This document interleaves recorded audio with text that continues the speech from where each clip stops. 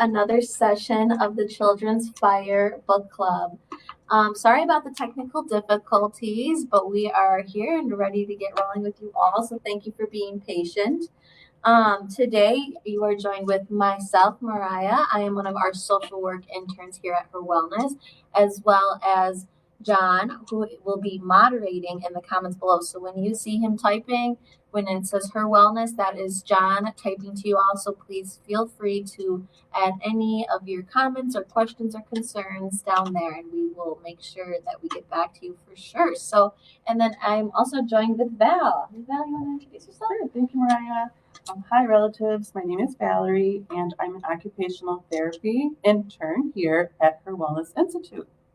So occupational therapists, we help children do everyday things like putting on your socks, shoes, focusing on learning and writing, and playing with toys, and also helping playing with other kids. Awesome. Thanks, Val. You're welcome. And like I said, relatives, I'm one of our social work interns, and what that means is that I can help connect our relatives to any resources they need, or maybe if you're struggling in school and need a tutor, I can help you get connected with that, as well as just providing some care and support to our relatives. So before we get started today, if you guys want to grab some water or tea, maybe a blanket, anything to get yourself comfortable, and then we will get started. Oh, and I almost forgot, we have our friend Felix here today. Felix says hi. So I'm going to grab myself some water. Everyone just want to get comfortable. And before we get into our book for today, we are going to explain why it is important for occupational therapists and social workers to work together. So if you think of it like maybe a puzzle, maybe I have some pieces that I can put together, but I need an occupational therapist's help to put the other pieces of the puzzle together. So it's always great to work with other professions and really get to build that whole picture together. What do you think? No, I agree, Mariah. That is very important. So we can help each other out, like you said. When you might need something or clarification on something, and I do, we kind of fit together like a puzzle to help each other out, to help our relatives. Right, totally. So I think now it's time to do a movement card. Yeah. Thank you. Yeah. All right, relatives. So the first movement card, relatives, that we're going to do today, it's called Bending Branch. So what we're going to do is we're going to stand with our feet spread apart on the ground, and then we're going to raise our hands above our head. Then slowly we're going to bend left and inhale, and then slowly bend right and exhale. And you'll feel that stretch on each side of your stomach. Right, relatives, ready? I'm going to go ahead and do this with you. Mariah, would you like to join? Yes, please. Perfect. So I'm going to stand up. Going to breathe in and raise your hands up in the sky. And then bend to the left. Exhale. And back in the middle and inhale. And then bend to the right. Wiggle it out. Okay, and we're done. How'd you feel, Mariah? That felt amazing. Thank you so much, Val. You're welcome. How did you feel, relatives? Let us know in the comments down below. So now I think we're going to read our book, but I don't know where it went. Do you see it, Val? Oh, I thought you brought it. Oh, I don't know where it went. Come in. Hi, guys. Hi. Odessa. Oh, look, it's Odessa. Hi, Val. Hi, Mariah. Hi, relatives. I heard you guys are missing a book. We are. Well, lucky enough, I do have some books here. I hope maybe yours is in this bunch of books. I hope so. I hope so, yes. All right. Are you reading Here We Are by Oliver Jeffers? No. That's too bad. How about Just Ask? No, that's not it either. Oh, man. Is it I Am Enough? No. No. I have one left. Oh, I hope it says relative. I hope this is the book you're looking for. Are you ready? Yeah. Here we go.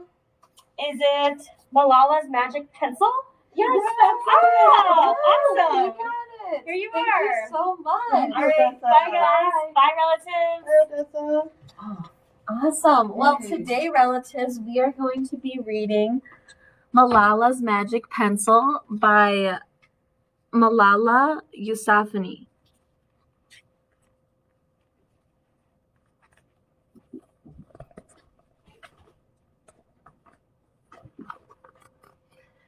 Do you believe in magic?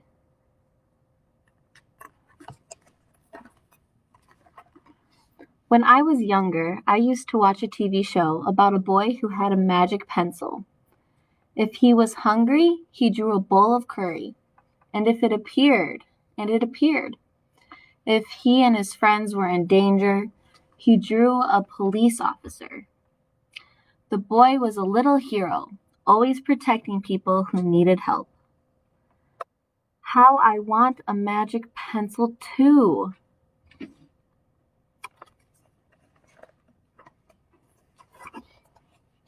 If I had a magic pencil, I would use it to put a lock on my door so my brothers couldn't bother me. Stop time so I could sleep an extra hour every morning. Erase the smell of the trash dump near our house.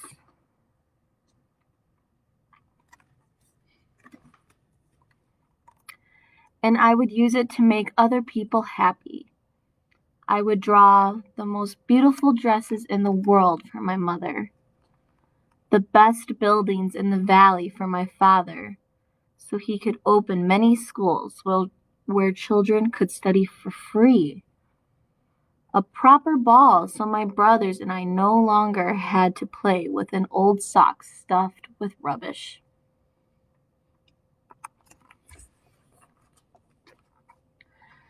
Every night before I went to bed, I wished for a magic pencil of my own. And every morning I would wake up and check my cupboard. But the magic pencil was never there.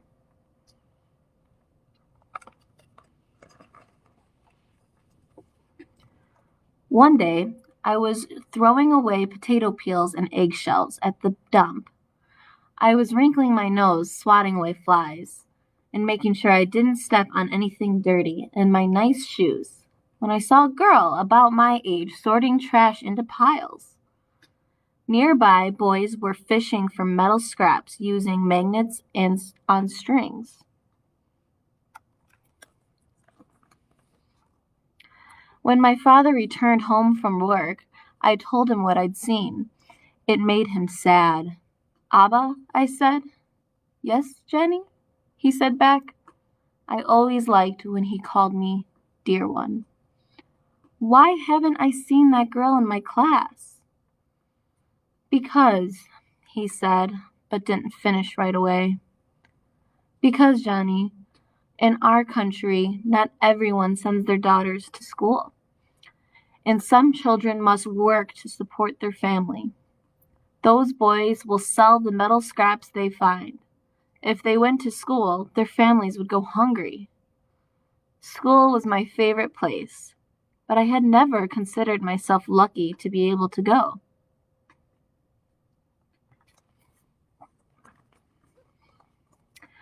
My father had always said, "Malala will live free as a bird."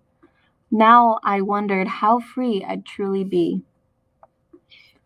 That night, I thought about families who didn't have enough food, and the girl who couldn't go to school, and even about how, when I was older, I would be expected to cook and clean for my brothers, because where I come from, many girls weren't allowed to become what they dreamed of.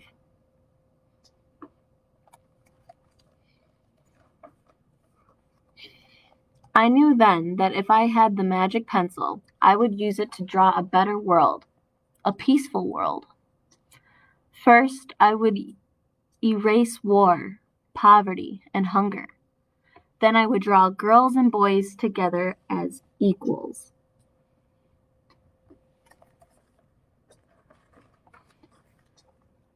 Over the next few years, instead of wishing for a magic pencil every night, I worked hard in school every day. I wanted to become one of the top students in my class.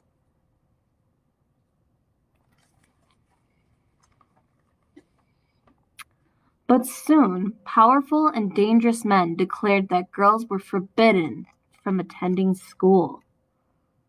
They walked the streets of our city now. They carried weapons.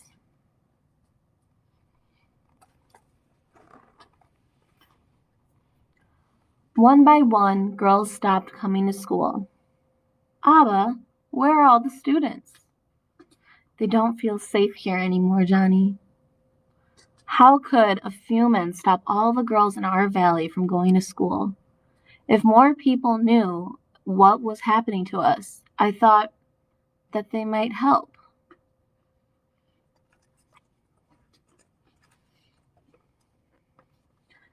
Wishing wasn't enough. Someone needed to speak out. Why not me?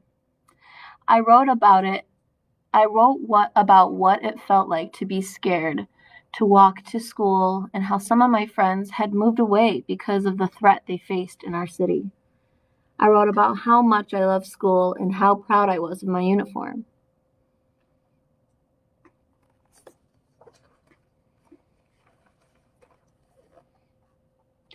Once I started writing, I didn't stop.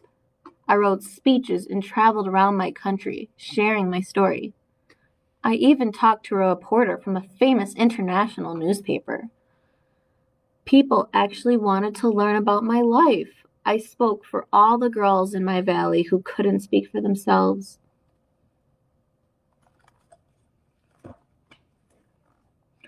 My voice became so powerful that the dangerous men tried to silence me, but they failed.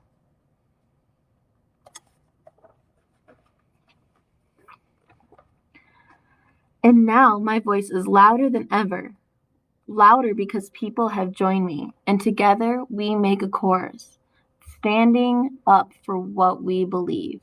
We raise our voices for those in need. Help people in danger, even if they are an ocean away, and think of the world as a family.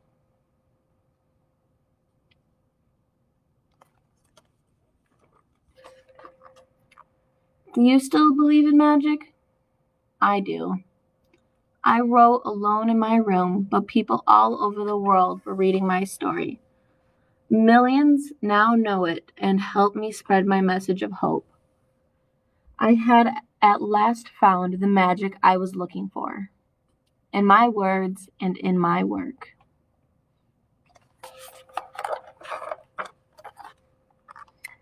I am Malala. I've always wished I could make the world a more peaceful place, and every day I work to make my wish come true. One child, one teacher, one book, and one pen can change the world. And that is our book today, relatives.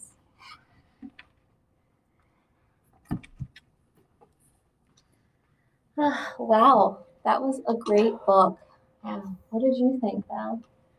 Thank you, Mariah. I really enjoyed that book. Gave me so much more gratitude for the world we live in and the important message saying that we have to help one another and speak out for ourselves and when something is wrong or seeking for others when they're, in need of help. Yeah. So very beautiful book. Yeah. What did you think, Mariah? I thought so too. I really got the message of giving voice to the voiceless, and I think that's important now more than ever. And also the simple message of how lucky we are to be able to go to school, and not everyone gets that opportunity. So I think it was a great book. I feel very grateful and humbled from reading it. Yeah. So let us know what you think in the comments, relatives. So now we are going to move to another movement card. Do you have another movement card for us, Beth? I do. Thank you, Mariah. Awesome. So today's last movement card, relatives, is actually Grateful Tiger. So what we're going to do, relatives, is you can sit or stand. Then we're going to take a deep breath in and exhale. And while you're breathing in, think about the things that you're grateful for in your life.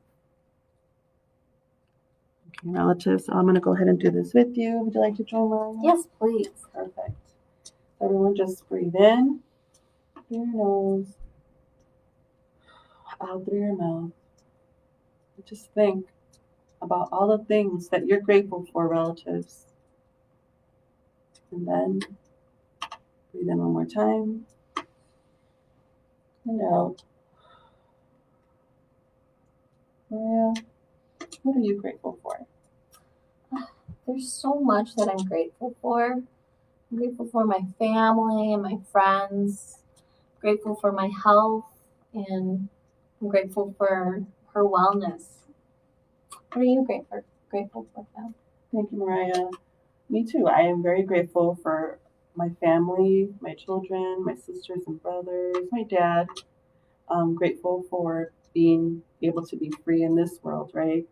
And being able to be surrounded by all the beauty amongst all this chaos. So yes, and I'm grateful for her wellness as well. And all of you relatives, I'm grateful for all of you. That was beautiful. Thank you, Val. Relatives, let us know what you're grateful for as well. We would love to read it. And then wrapping up today, I think we have a grandfather teaching to go along with our book and movement cards. Yes, thank you, Mariah. So, I just want to real quick explain relatives what the grandfather teachings are. There's 7 of them. So, in the teachings in the Ojibwe culture, have been traditionally passed down from generation to generation, orally through stories and ceremonies. Today, the oral traditions are being shared by those who carry the knowledge of such things. The teachings of all Aboriginal cultures encompass the morals, values, structures, ceremonial practices, spiritual beliefs of the group. These teachings also ensured the survival of the people. Despite where the teachings may have originated, they share the same concepts of abiding by our moral respect for all living things. Today's grandfather teaching, relatives, is bravery. So bravery is represented by the bear. The mother bear has the courage and strength to face her fears and challenges while protecting her young. The bear also shows us how to live a balanced life with rest, survival, and play. To face life with courage is to know bravery. Find your inner strength to face the difficulties of life and the courage to be yourself. Demand what you believe in, defend what you believe in, and what is right for your community, family, and self. Make positive choices and have conviction in your decisions. Face your fears to allow yourself to live your life. Thank you, relatives. That was beautiful, Val. Thank you so Thank much. you. You're welcome. All right, relatives, we'll be wrapping up today's session of the Children's Fire Book Club. I want to remind you all that we will only be having one more Children's Fire meeting of this season, and it will be again next week, Wednesday at 1 p.m. with hopefully no technical difficulties next time. So, with that said, I don't know if you have any announcements, Val, that you'd like to share. Yes, thank you, Mariah. So today, just reminding you relatives that I'll be on Sensory Fitness Live today at 3 p.m.